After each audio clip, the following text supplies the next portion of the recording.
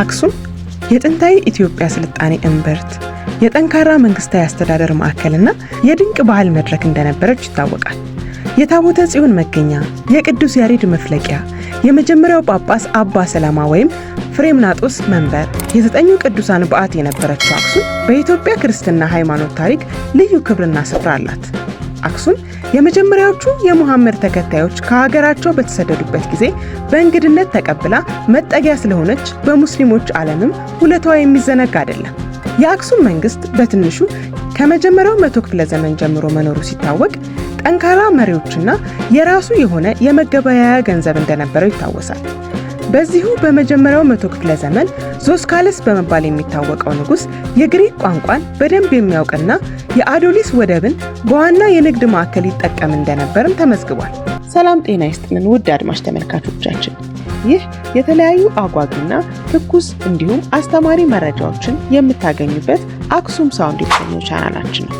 ዛሬም እንደተለመደው የተለያዩ መረጃዎችን ወደ እናንተ ለማድረስ መጥተናል። ከመረጃዎቻችን ጋር መልካም ቆይታን እየተመኘን ለቻናላችን አዲስ የሆናችሁ ተመልካቾቻችን ሰብስክራይብ የሚለውን በተን መጫናችሁንና የደውል ምልክቷን መንካታችሁን አትርሱ እያልን ወደ መረጃችን አቀና። የአክሱም መንግስት ኃያልነት ከሁለተኛው እስከ 3ኛው 100 ክፍለ ዘመን በነበረው የአዶሊስ ሐውልት ጽሑፍ ላይ ተጠቅሷል። በ3ኛው 100 ክፍለ ዘመን የነበረው ማኒ የተባለ ፐርሺያዊ ጸሐፊ አክሱምን ከሮም ከፐርሺያና ከቻይና ጋር በመደመር በዘመኑ የነበሩ የዓለም ኃያላን መንግስታት ተርታ አስቀምጧታል። ከ4ኛው እስከ 6ኛው 100 ክፍለ ዘመን ለነበረው ከፍተኛ የሆነ የአክሱም መንግስት እድገትና ብልጽግና ከበቂ በላይ የታሪክ ምስክሮች ይገኛሉ። የ4ኛው 100 ክፍለ ዘመኑ ንጉስ ኢዛናና የ6ኛው 100 ክፍለ ዘመኑ ንጉስ ካሌብ በቤተ መንግስትም ሆነ በቤተ ክህነቱ ታሪክ ጉልህ ስፍራ ያላቸው ናቸው። የአክሱም ስልጣኔ አንዳንዶች እንደሚመስላቸው አንድን ህብረተሰብ ብቻ የሚወክል ሳይሆን የብዙ ኢትዮጵያውያን አሻራ ያረፈበት የድምር እንቅስቃሴያቸው ውጤት ነው። ለምሳሌ ያህል አክሱም የሚለውን ስርወ ቃል መመልከት ተገቢ ይሆናል። አክሱም የሚለው አህ ከሚለው የአገውኛ ቃል እና ስዩም ከሚለው የግዕዝ ቃል የተገኘ ሊሆን እንደሚችል ከፍተኛ ግምት አለ። በአጠቃላይ በአንድ ላይ ተጠቃሎ ሲነበብ የውሃ ሹም የሚል ትርጉምም ይሰጣል። እስከ ዛሬ ድረስ በአክሱም ማይሹም ወይም የውሃ ሹም ተብሎ የሚታወቅ ቦታ መኖሩ የስያሜውን እውነታነት ያጠናክራል። ለረጅም ዘመን የዋግ ወይም የሰቆጣ መሪዎች ዋግ ሹም በሚል የማዕረግ ስም ይጠሩ እንደነበርም ይታወቃል።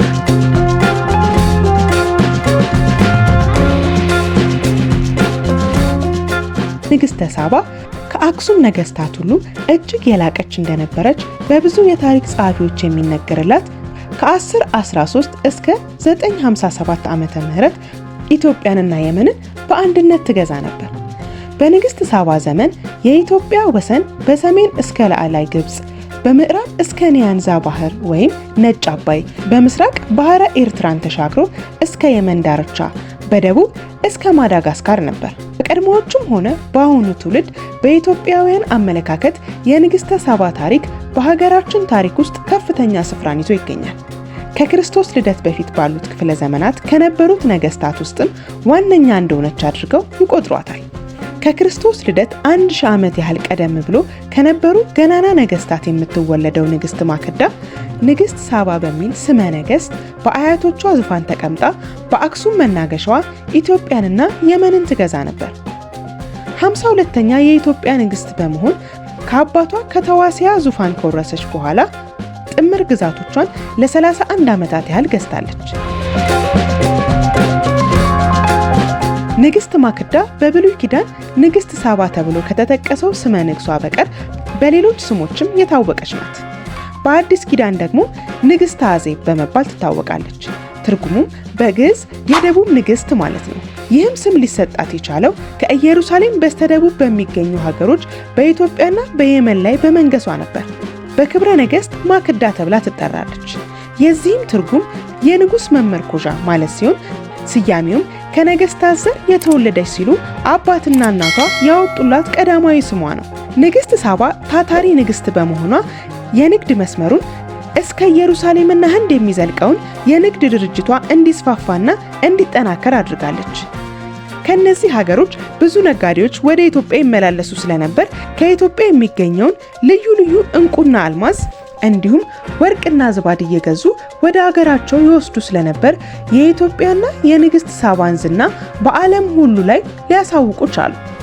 በተለይም ኢትዮጵያውያን ነጋዴዎች ዝባድ፣ ዕጣን፣ ወርቅ፣ የዝሆን ጥርስ፣ ዕንቁ፣ ምስጥና ቁንቁን የማይበላው ጥሩ እንጨት ወይም ዞጲ የመሳሰሉትን ወደ ውጭ ሀገር እየወሰዱ ይሸጡ ነበር።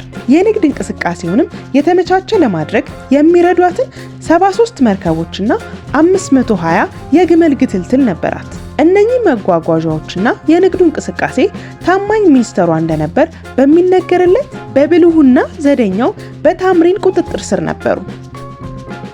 ለረጅም ዘመን የዋግ ወይም የሰቆጣ መሪዎች ዋግሹም በሚል የማዕረግ ስም ይጠሩ እንደነበርም ይታወቃል። ከላስታ ነገስታት መካከል ሁለቱ ግርማ ስዩም ወይም የንጉስ ይምርሃነ ክርስቶስ አባትና ዛን ስዩም የንጉስ ላሊበላ አባት ተብለው ይጠሩ እንደነበር ይታወቃል። አክሱም የሚለው ቃል ስያሜ መሰረቱ የኩሽ ወይም አገውኛ እና የሴም ወይም የግዕዝ ቋንቋ ጥምረት ከሆነ የአክሱም መንግስት ስልጣኔና ቅርሶቹ የኩሽና የሴም ህዝቦች መስተጋብር ውጤት መሆናቸው ከዚህ በላይ ማሳያ የለም። ሆኖም ግን የታሪክና የአርኪኦሎጂስት ማስረጃዎች እንደሚመሰክሩት የአገው ህዝቦች በአክሱም ዘመነ መንግስት አስተዳደርና የስልጣኔ ፈርጦች የነበራቸውን ከሁሉም የላቀ አስተዋጽኦ መካድ አይቻልም። ከጅምሩ አገዎች በቁጥር ብዙና በመልክዓ ምድራዊ አሰፋፈራቸውም ቀላል የማይባለውን የአክሱም መንግስት ወሰነ ግዛት ያካተተ ነበር። አገዎች የመካከለኛውና የሰሜኑ የኢትዮጵያ ክፍል ቀደምት ነዋሪዎችና አገር አቅኞች መሆናቸው ይታወቃል። እነዚህ ህዝቦች የአባይ ወንዝ መነሻ ከሆነው ከጣና ጀምሮ የጎጃም፣ የጎንደር፣ የላስታ፣ የዋግ ወይም የሰቆጣና የትግራይ በርካታ አካባቢዎችን በማካተት የመረብን ወንዝ ተሻግረው እስከ ኤርትራ ግዛት ከረን ድረስ ሰፍረው ይኖሩ ነበር። ይህ ትልቅ የህዝብ ቁጥርና ሰፊ የቦታ ይዞታ በራሱ አገዎች በዘመነ አክሱም ተጽዕኖ የመፍጠር አቅም እንደነበራቸው አመላካች ነው። አገዎች አይነተኛ በሆኑ ጥንታዊ የታሪክ መዛግብት ከተጠቀሱት ጥቂት ህዝቦች መካከል አንዱ ናቸው። ከላይ በተጠቀሰው የአዶሊስ ሐውልት ጽሑፍ የ4ኛው መቶ ክፍለ ዘመን የንጉስ ኢዛና የድንጋይ ላይ ጽሑፍ እንዲሁም በ6ኛው መቶ ክፍለ ዘመን የኮስሞ ጽሑፍ የአገዎችን እንጂ በዘመናችን የሚታወቁ የሌሎች ህዝቦችን ስም አናገኝም። ከአገው ሌላ አጋዚ የሚለው ስም በጥንቱ መዛግብት የተገለጸ ሲሆን ይኸውም የግዕዝ ቋንቋ ተናጋሪ ህዝቦችን ወይም አጋዚያንን የሚመለከት እንደሆነ ብዙዎች ይስማሙበታል። በአዶሊስ ሐውልት ጽሑፍ ላይ የአክሱም ንጉስ ከአጋዚ ነገድ ጋር እንደተዋጋ ተጠቅሷል። በሌላ በኩል ከአክሱም መንግስት ስልጣኔ ጋር የቅርብ ዝምድና ሊኖራቸው ይችላል ተብለው የሚታሰቡት ህዝቦች ስማቸው በጥንቱ የአክሱም ዘመን የታሪክ ሰነዶች አልተካተተም። ለምሳሌ የትግራይ ህዝብ ለመጀመሪያ ጊዜ በጽሑፍ ተጠቅሶ የሚገኘው በ10ኛው መቶ ክፍለ ዘመን ከአክሱም መንግስት ማክተም በኋላ ነው።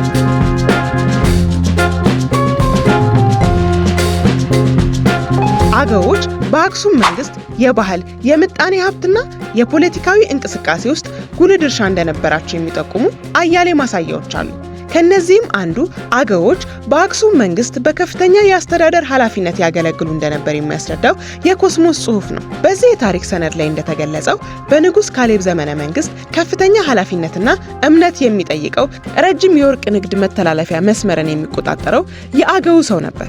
በተለይ ደግሞ ለአክሱም ስልጣኔ መዳበር አገዎች የነበራቸውን ጉልህ ሚና የምንረዳው የራሳቸውን መንግስት ላስታ ላይ ከመሰረቱ በኋላ የአክሱምን ስልጣኔ አሻሽለው በመድገማቸው ነው። የመንግስት ማዕከሉ ከአክሱም ወደ ላስታ ከመሸጋገሩ ውጪ በሁለቱ ዘመናት የነበረው የአስተዳደር ዘይቤ፣ የባህል፣ የቋንቋ፣ የውጭ ግንኙነት የጎላ ልዩነት ነበረው ተብሎ ለመናገር አያስደፍርም። በአክሱምም በዛጉዌም ዘመናት ግዕዝን በዋና ቋንቋነት ይጠቀሙ ነበር።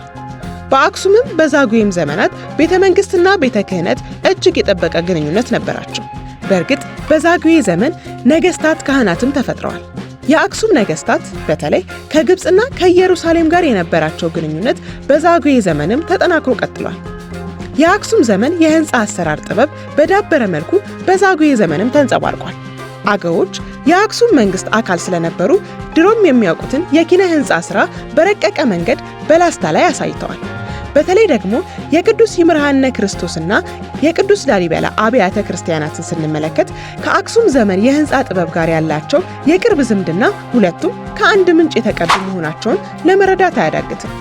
ወጥ አለትን በመፈልፈል ለሚፈልጉት ዓላማ መዋልን መሰረት አድርገው ኢትዮጵያዊ ስልጣኔ በአንድም ይሁን በሌላ መንገድ ከአገው ህዝቦች ጋር የተዛመደ ስለመሆኑ ዋነኛ አመላካች ነው። መርዶክ የተባለው ጸሐፊ ሁሉም ማስረጃዎች የሚጠቁሙት የአገው ህዝብ በአፍሪካ በባህላዊ የፈጠራ ክህሎት የተካነ መሆኑን ነው በማለት የገለጸው ከዚህ ተነስቶ ሳይሆን አይቀርም።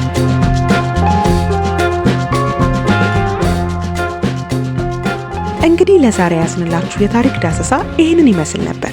መልካም ጊዜ። ቸር ያሰማን ኢትዮጵያዊ።